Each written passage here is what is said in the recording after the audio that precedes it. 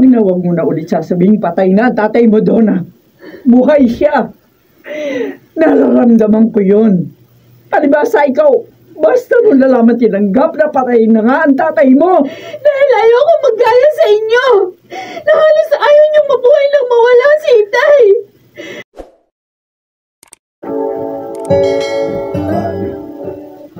Hanggang saan na ba masusubok ang kabutihan ng puso ng isang tao?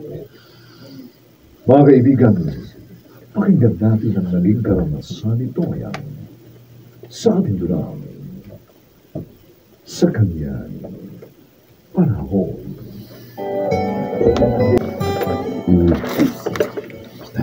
Oh, Toyang!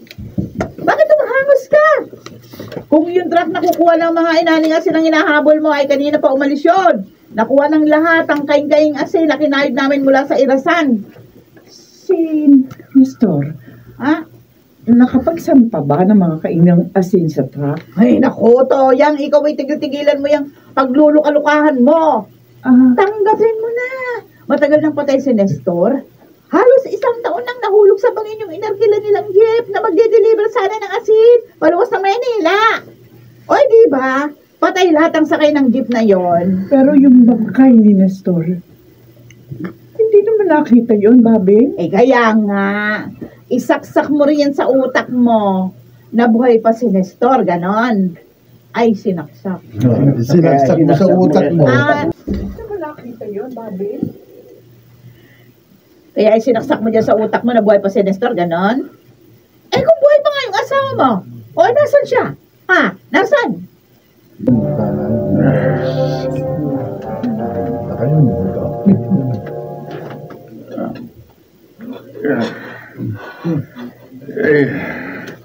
Ginagawa ko rin kasing batayan yung sinasabi ni Toyang tungkol sa hindi nga naman pagkakakita ng mga rescuer sa bangkay ni Nestor sa pinangyarihan ng aksidente. Nagalugan na nga naman ng buo yung ibaba ng bangin, pero hindi pa rin nakita yung katawan ng asawa niya. Wala naman tayong magagawa kundi paniwalaan ang mga report ng mga rescuer na namatay nga ang lahat ng mga sakay ng jeep doon sa aksidenteng yon. Pero sana hindi muna nila idiniklarang tapos na ang rescue operation ng mga panahong yon, dahil hindi pa nga nakikita ang bangkay ni Nestor, Leroy. Lalong hindi rin nila pwedeng ideklarang patay na si Nestor dahil lumalabas na parang nawawala lang yon sa kabila ng nakamamatay na aksidenteng yon. Isa pa, may batas na nagtatakda kung kailan pwedeng ideklarang patay na nga ang isang taong nawawala. Kung pagbabasehan yung mga sinasabi ni Toyang, 1 taon pa lang nawawala si Nestor. Kaya nga yung sigurong pinanginaw, 1 taon pa lang nawawala si Nestor. Kaya nga yung sigurong pinangahawakan niyang paniniwala sa kaso kasi ni Nestor. Maaari, kung nasa 7 taon na nga itong nawawala, baka makumbinsin na nga niya ang sarili niyang patay ng asawa niya. Tsagalan mo yan, antay mo. Tubig dali.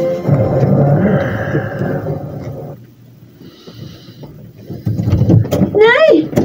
Nay! Nay, gising! Ang lakas ng ulan! Yung 10 sako ng asin ay binilad nyo, natunaw ng lahat! Ay, Diyos ko. Abang akala ko, isinilong na lahat ang tatay mo yung mga sako ng asin sa ibaba ng bahay. Nay naman Kaya na naman kayo sa ilusyon nyo. Iniasa nyo na naman ang kabuhayan natin sa isang patay. Kaya hayon, tingnan nyo.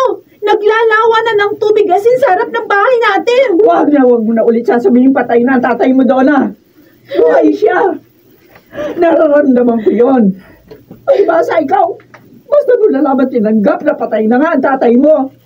Dahil ayoko maggaya sa inyo. Na halos ayaw niyong mabuhay nang mawala. Ito na naman ako. Dahil ayoko maggaya sa inyo.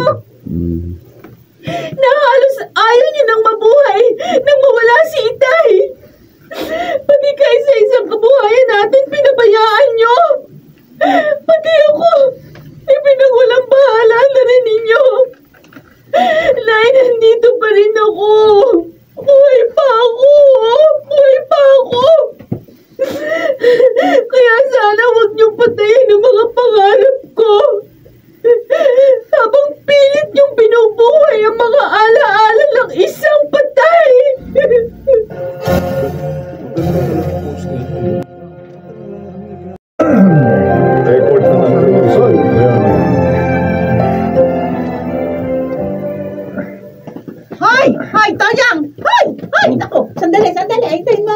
Babe? Ako. Bakit? Saan ka ba kasi pupunta? O, ibis na bihis ka, Ano? Juan, naisip ko kasi, puntahan yung bawat bayan na dinaanan ng jeep na sinakyan ni Nestor. Ano? Maaksidente ba sila? Abe! Nabiberet ka naman talaga, ha? Sa dami ng bayan na dinaanan ng jeep na yon?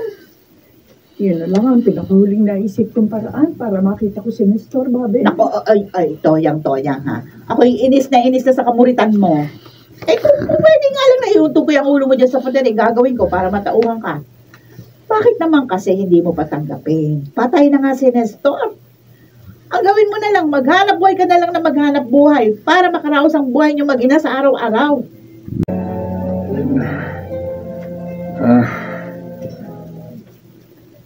O paano, Leroy?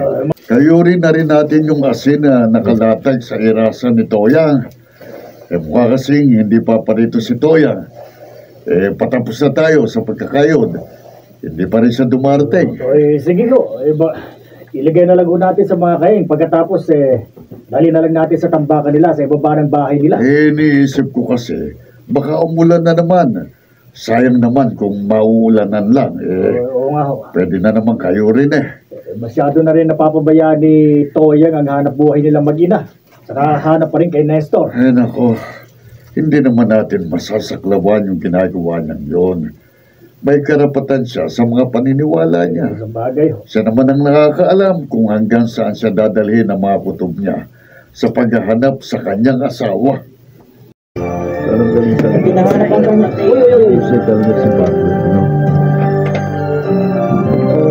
Nung pinasok na lang sa support quarter, di ba? Tumira na. Simple lang Kung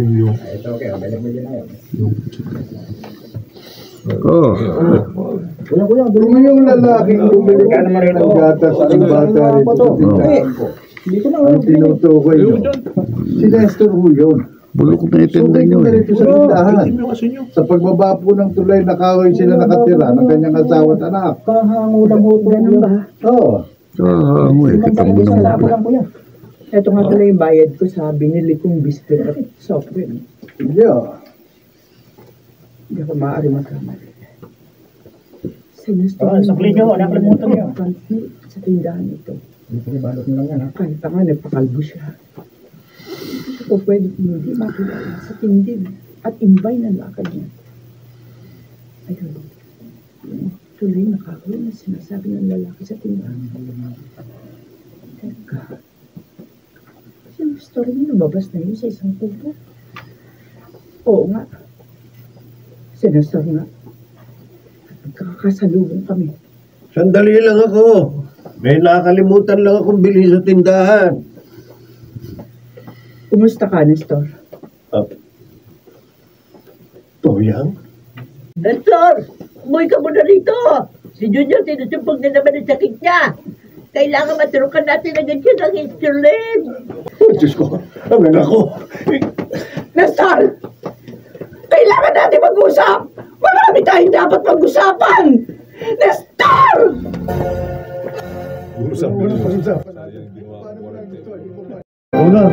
Nestor, Toyang. Hindi ko rin alam kung paano ako nakalagtas sa aksidenteng yun. Ang huling natatandaan ko. Hindi ko rin alam kung paano. Tumutangin naman. Hindi ko rin alam kung paano ako nakaligtas sa aksidenteng yun. Ang huling natatandaan ko, nakasiksik ako sa mga sako ng asin dahil puno na nga ang jeep. Ano pa naman? Ang huling natatandaan ko, nakasiksik ako sa sako ng asin dahil puno na nga ang jeep. Hindi ko na malayang nakatulog pala ako sa ganong posisyon. Nang magkamalay ako, nasa ibaba na ng bangin ng jeep na sinakyan namin.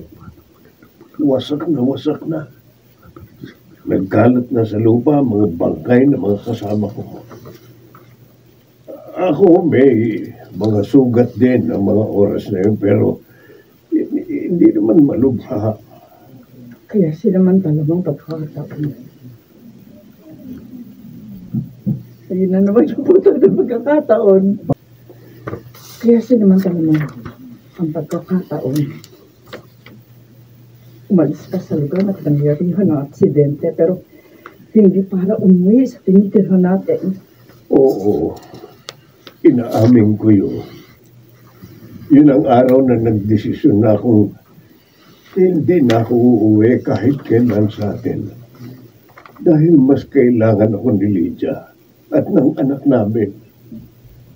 May neonatal diabetes mellitus ang anak namin. Kailangan siya regular na turukan ng insulin para mapataas ang kanyang blood glucose level. Pero ngayon, alam kong buhay ka man, Nestor. Toyang patawarin mo ko. Pero hindi ko kayang iwan ang mag-ina. Alam kong malaking katak sila ng ginawa ko sa iyo, pero gusto kong ituwid ang naging pagkakamali ko sa pamamagitan ng pagdurugtong sa buhay ng bata. Dahil kapag tinalikuran ko siya, parang ako na rin ang pumatay sa kanya.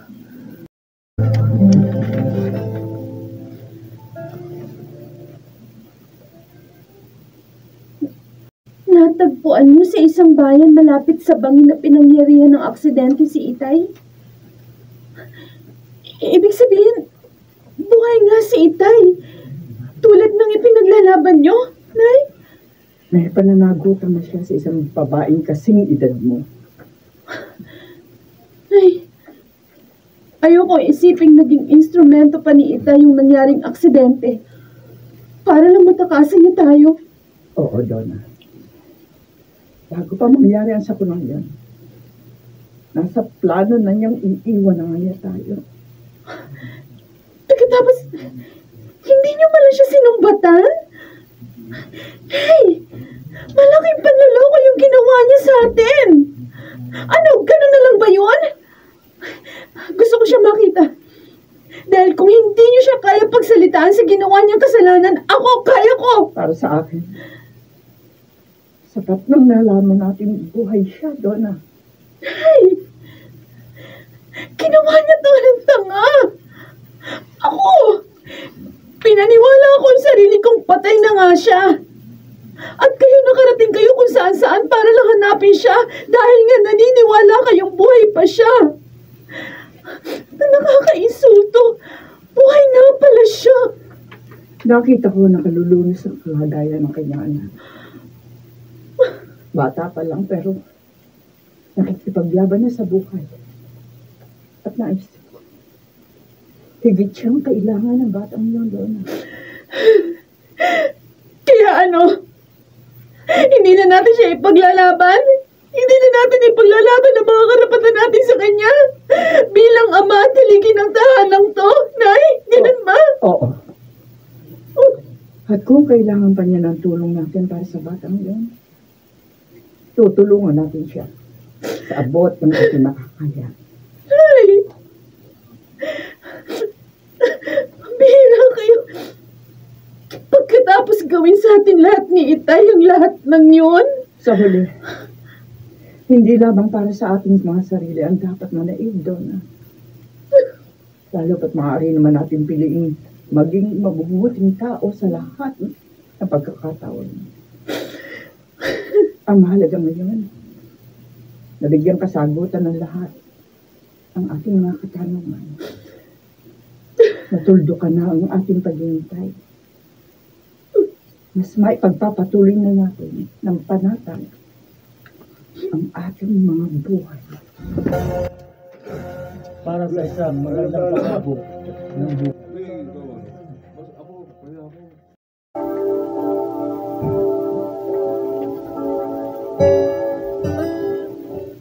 Ano man ang sitwasyon, mahalaga pa rin mamuhay tayo na may wastong mga prioridad at bitiin. Ang layunin ang maging isang totoong tao sa lahat ng pagkakataon. Sa kanyang panahon.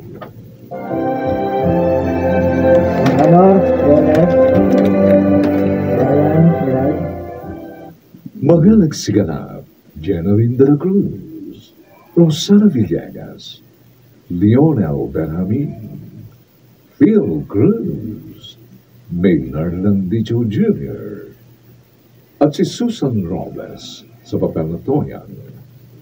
Special Sound Effects, Jerry Mutian. Ito'y mula sa panulat ni Sel Barnum.